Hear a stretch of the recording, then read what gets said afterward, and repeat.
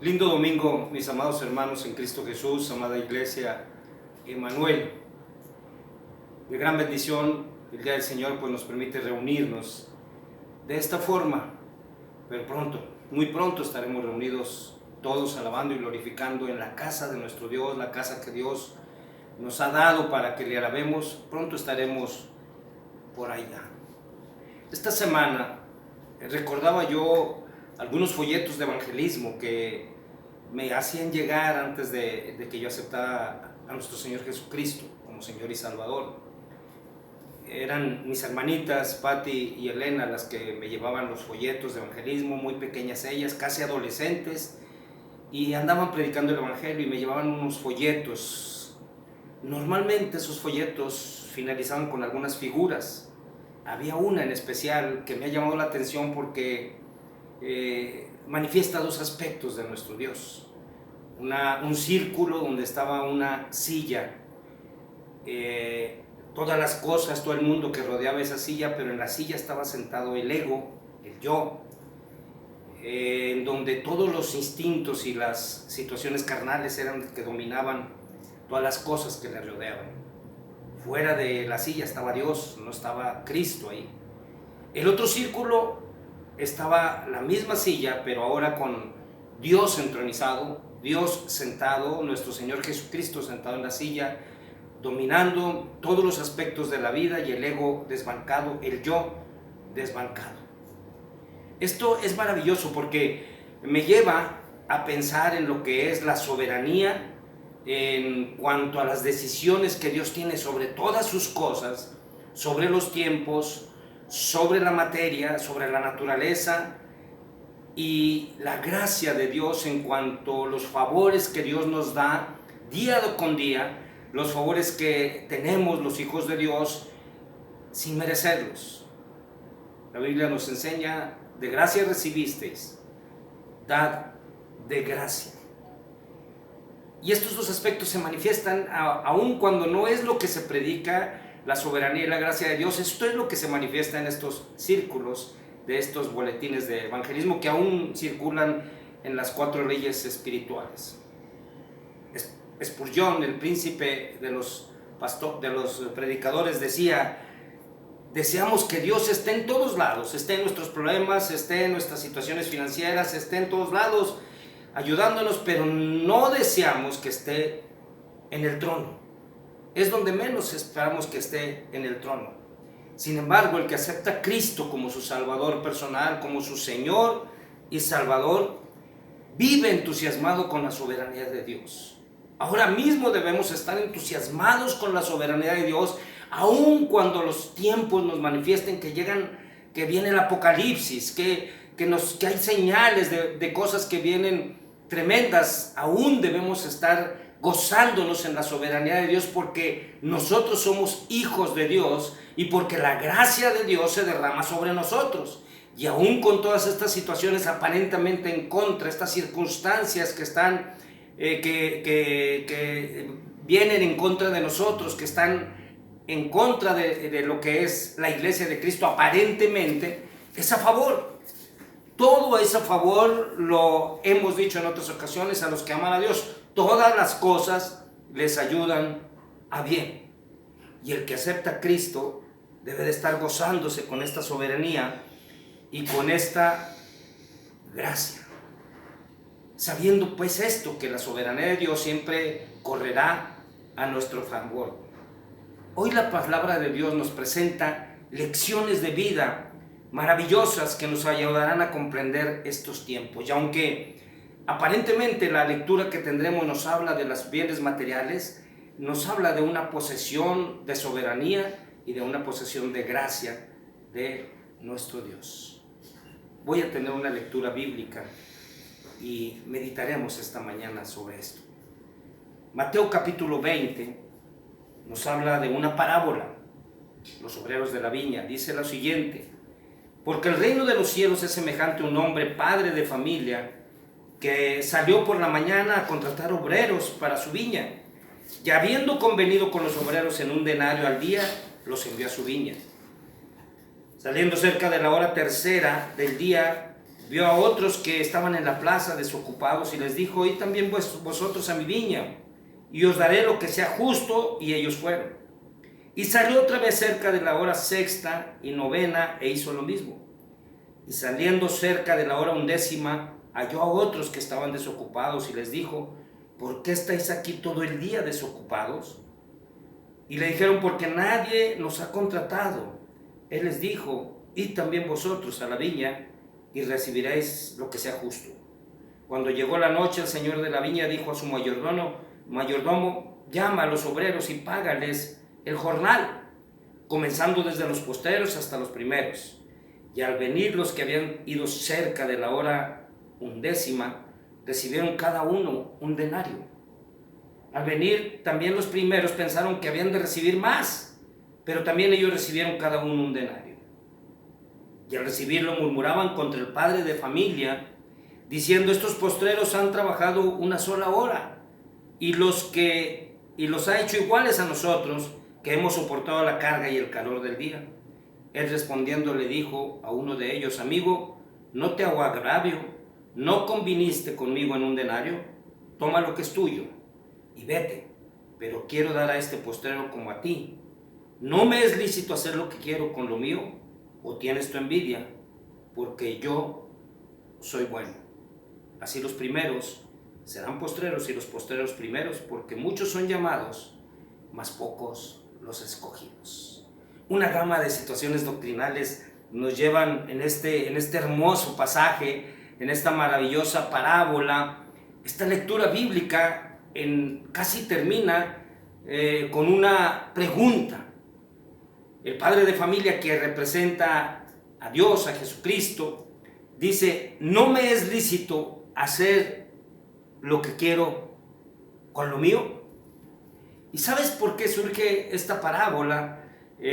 Porque Pedro, en ocasión de que habían hablado del rico, de que era difícil la entrada de los ricos al reino de los cielos, Pedro le dice algo a Jesucristo. Le dice, en Mateo 19, en el capítulo anterior, dice: he aquí nosotros lo hemos dejado todo y te hemos seguido. ¿Qué pues tendremos? Es decir, entiendo la pregunta, y creo que así la entendió Jesucristo. Entiendo la pregunta de Pedro como diciendo: nosotros te hemos seguido primero, y además de que te hemos seguido, hemos dejado todas las cosas, todo lo que nos ataba lo hemos dejado. Maravilloso ese testimonio de Pedro, pero su deseo iba más allá. Tal vez Pedro pensaba que como habían dejado todo, ellos recibirían más que los futuros, que los que vendrían después de ellos, en las generaciones de ellos, pero también de alguna manera pensaría en los que vendrían hasta el final del mundo, como nosotros.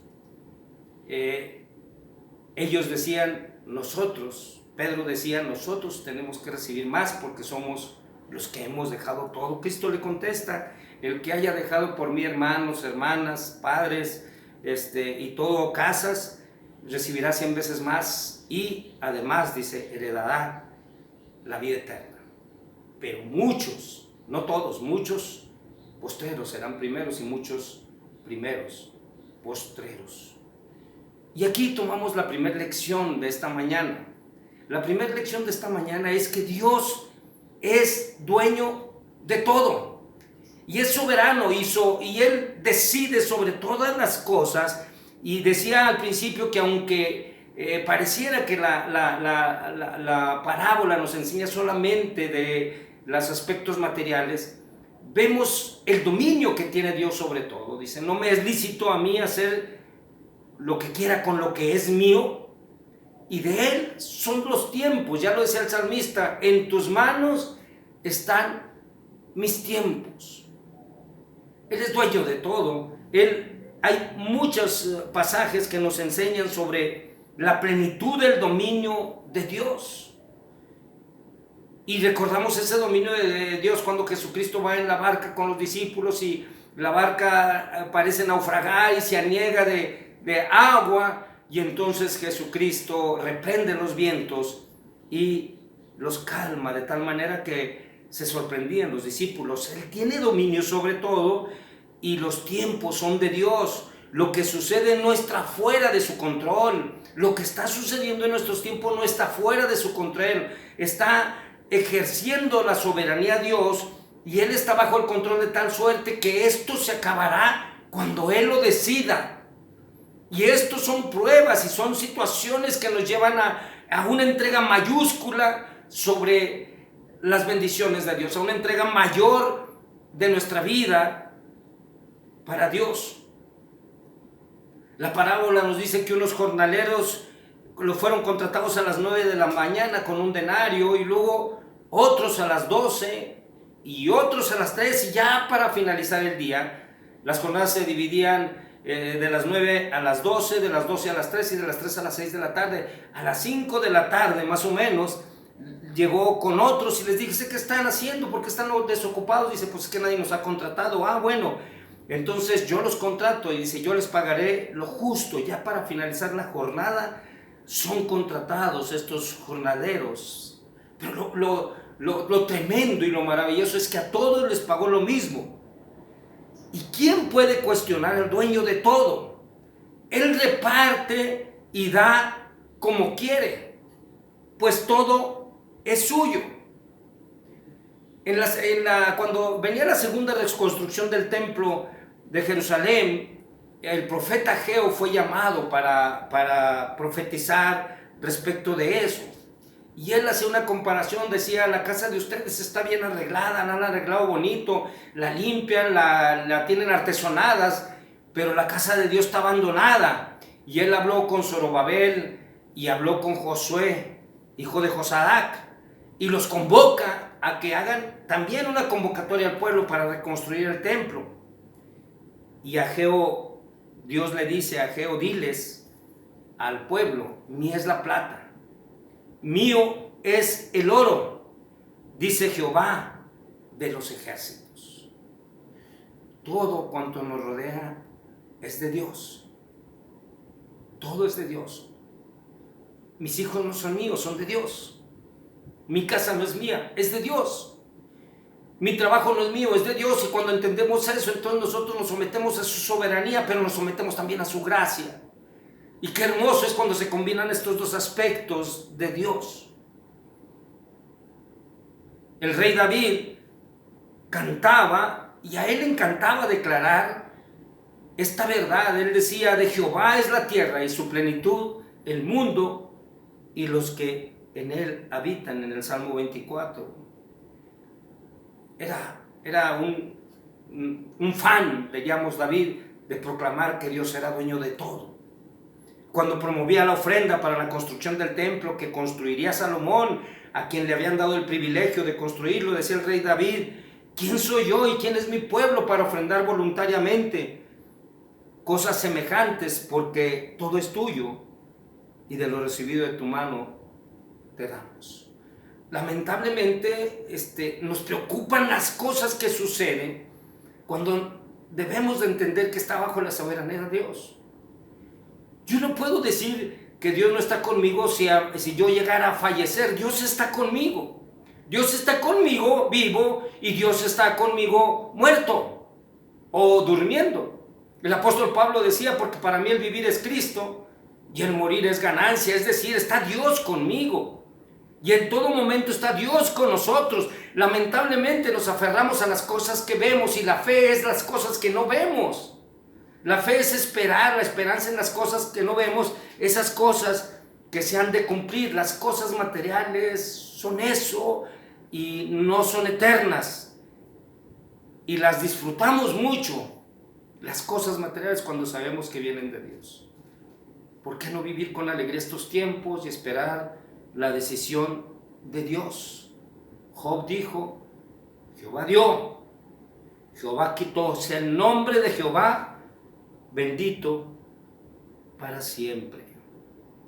En una ocasión, un hombre, cuando Jesús predicaba, le dijo: dile a mi hermano que reparta la heredad conmigo. Y Jesús le dijo: pues a mí, ¿por qué me estás diciendo eso? Y salió una enseñanza de Jesucristo a ese hombre y a todos los que le rodeaban.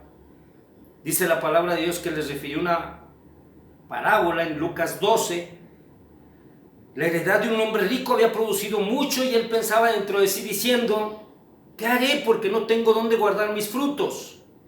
Y dijo: esto haré: derribaré mis graneros y los edificaré mayores, y allí guardaré todos mis frutos y mis bienes, y diré a mi alma, alma mía, muchos bienes tienes guardados para muchos años, repósate, come, bebe, regocíjate.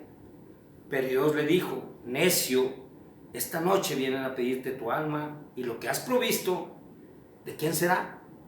Así es el que hace para sí tesoros y no es rico para con Dios. Trabajar en las cosas de Dios, entender la voluntad de Dios, su soberanía nos lleva a vivir una vida libre de ataduras, una vida de energía, una vida donde no estamos desgastando nuestra mente en las preocupaciones, sino una vida donde sabemos que todo es de Dios. El tiempo y las posesiones son de Dios. Una segunda lección de esta parábola es que tenemos que enseñarnos a disfrutar lo que Dios nos da. Los que recibieron primero a las 9 de la mañana recibieron lo mismo que los que recibieron a las 5 de la tarde, aquellos que habían trabajado una hora. El reclamo era: ¿por qué nosotros hemos trabajado todo el día y hemos andado en el sol, en el calor, y estos que trabajan una hora reciben más que nosotros? Era el pensamiento del apóstol Pedro. El pensamiento del apóstol Pedro es decir, ¿qué vamos a recibir nosotros si nosotros hemos dejado a nuestros padres, a nuestras madres, nuestras casas, hemos dejado todo por seguirte? Y cuando nosotros estamos enfocados en ver si le va bien o no le va bien a los demás, entonces se pierde la visión de las cosas de Dios y se pierde la visión de vivir una vida alegre, regocijada, contenta. Como decía el apóstol Pablo, yo me contento si tengo, pero estoy igual de contento si no tengo, en la abundancia y en la escasez. Y esto es algo maravilloso porque nos enseña a entender la voluntad de Dios y a disfrutar lo que tenemos, aspirando a otras cosas mayores, pero siempre disfrutando lo que tenemos. Nuestro ánimo debe ser de agradecimiento ante las cosas y las gentes que Dios nos ha dado. Y tenemos que entender esto, esta es gracia.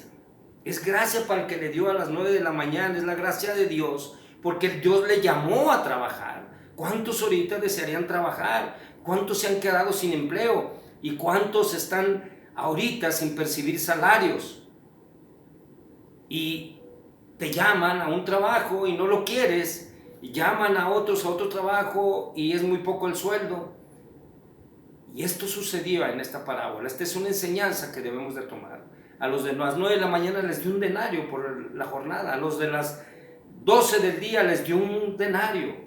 A los que trabajaron a las 3 de la tarde les dio un denario. Los que iniciaron a trabajar a las 3 de la tarde. Y a los que iniciaron a trabajar de las 5 a las 6 de la tarde les dio el mismo denario. Dios es justo. Hizo justicia con los primeros, pues les pagó lo que había acordado. No les pagó menos. Dios es un Dios de gracia, pues Dios da aún lo mismo a los que llegan después. Y no dudes, hermano, que habrá ministerios que se levanten poderosos en la iglesia de Emmanuel. Tal vez uno de los niños que viene caminando y que nos vendrán empujando en el evangelio de manera espiritual, y esto es maravilloso, y tomarán las riendas de la iglesia. Y entonces tendremos que saber que estos eran primeros que nosotros, aunque sean postreros. Porque Dios es un Dios de gracia, que aunque seas contratado de último momento, puedes tomar un lugar importante dentro del ministerio y la obra de Dios. Nadie podemos reclamar el proceder de Dios como Rey soberano. Dios es un Dios de misericordia. Pagó primero a los que contrató y al último, pagó primero a los que contrató al último y pagó al último a los que contrató primero. Y esta también es gracia, hermanos. Muchos que no merecíamos, decía el apóstol Pablo cuando le predicaba a Timoteo, le mandaba la carta a Timoteo, de los cuales, de todos los pecadores, yo soy el primero. Yo no sé la verdad no me explico cómo ha tenido tanta misericordia Dios conmigo. Yo tengo que agradecerle a Dios su misericordia. No merezco ni el lugar, ni el título, a veces que se me otorga, pero Dios me permite trabajar. Y Dios me permite hacer las cosas que Él le gusta que se hagan. Qué gran lección, hermanos, para Pedro. Qué gran lección para sus discípulos. Qué gran lección para la iglesia, que muchos postreros serán primeros, no todos. Y muchos primeros serán postreros, tampoco no todos. Sabiendo que todo es de Dios, entonces hagamos riquezas en el cielo. Al final, desnudo llegué y desnudo me voy a ir. Y entendamos los tiempos del soberano Rey de Reyes y la gracia que ha mostrado para con nosotros. Mateo capítulo 6, versos del 19 al 20 nos dice: no hagas tesoros en la tierra, donde la polilla y el orín corrompen, y donde los ladrones minan y hurtan, sino haceos tesoros en el cielo, donde ni la polilla ni el orín corrompen, y donde ladrones no minan ni hurtan. Vivamos la vida, hermanos. Gocemos de la vida, de los tiempos que Dios nos ha dado, tal con las restricciones que están presentes, pero siempre agradecidos delante de Dios. Sed agradecidos con Dios de esta vida que nos da, de estos tiempos que nos tocó vivir y de lo que Dios nos ha dado para disfrutar. Vivamos con alegría, con gozo de su soberanía y de su gracia. Oremos en el nombre de nuestro Señor Jesucristo. Señor, Padre del cielo, Creador de todo, dueño del universo, soberano Rey de Reyes, lleno de gracia y de poder, hoy te damos gracias por tu bendita palabra, Señor, y pedimos en el nombre de nuestro Señor Jesucristo que tengamos corazones dispuestos a recibirla, Señor, y que tú nos hagas entender los tiempos que vivimos. Tu soberanía, tus decisiones, todo está bajo tu control, Señor, pero también tu gracia enorme para con tu iglesia, para con tus hijos, en el nombre de Cristo Jesús. Amén. El Señor les bendiga.